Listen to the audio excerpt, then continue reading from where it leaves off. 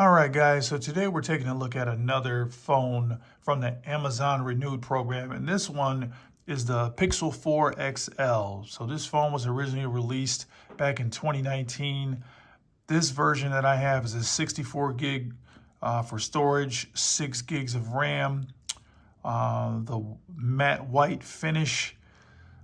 Got a little bit of paint chipping or something going on up there at the top.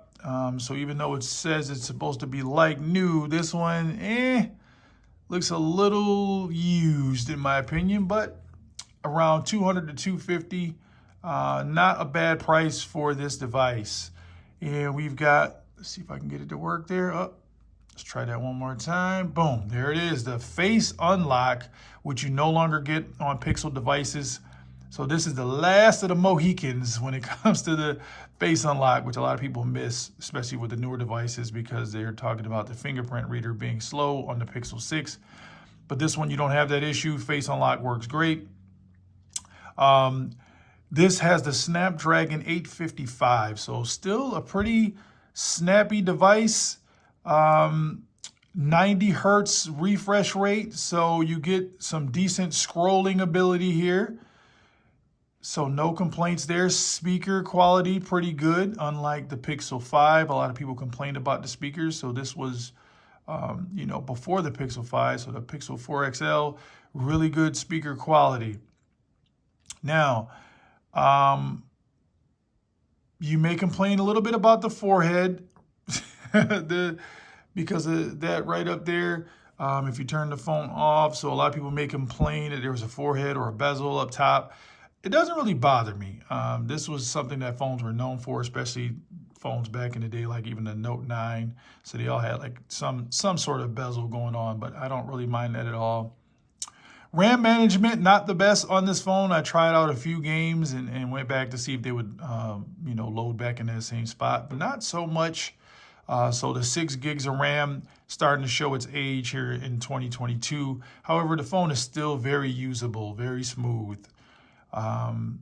Things that are missing. So, I won't say it's missing, but strong battery life is going to be subjective with this device, 3,700 milliamp battery. So it really depends on your usage, the apps that you use. But I get about 3.5 to 4 hours screen on time, which isn't that great. So this is a secondary device, so I'm not going to complain too much about it, but it is what it is. You do have a Quad HD panel, so the screen is very nice. Colors definitely pop. That's why I have this wallpaper on here for you guys to be able to see the color on this phone. Now, as far as the downfall of this phone, it could be that it's a non-5G phone at this point. So if you're looking for a device where it's going to be future-proof, and have 5G, you won't find it here. But again, we're talking 200 to 250 bucks for this phone. So Snapdragon 855, still more than capable. This phone will get one more major update. I believe it's going to be either Android 12L or Android 13 for this fall. After that, you'll still get your normal patches and whatnot, security patches. Now, one of the best things about this phone, and my favorite thing about this phone, is the old technology that you use, which was called Active Edge. And this, in my opinion, makes it like what I consider a barbershop phone. So if you've ever been in a barbershop and you guys get into, debates and things like that, and you want to pull up some facts really quick, this phone has this little squeeze ability. Let's try it out. You squeeze the bottom. How tall is Vince Carter? Vince Carter is 6 feet 6 inches tall. So you can kind of just use this phone to bring up either useless facts or things that will assist you in your everyday life. It'll bring up the weather. It'll launch different apps, whatever you wanted to do just by voice, just by squeezing the phone itself. So I love that feature. I don't know why they got rid of it. You guys can comment below if you ever used it, or if you still use it. But yeah, I wish Pixel would go back to something like that.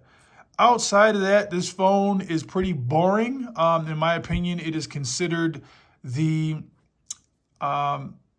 iPhone of Android, right? Because it's just going to work. You're going to pick it up. Apps are going to work just fine. You can watch your videos. All your social media needs will be handled with this phone. Excellent cameras, though, similar to the newer iPhone. So definitely top notch when it comes to cameras. So if you just want a point and shoot camera, hey, for $200, not bad with this device.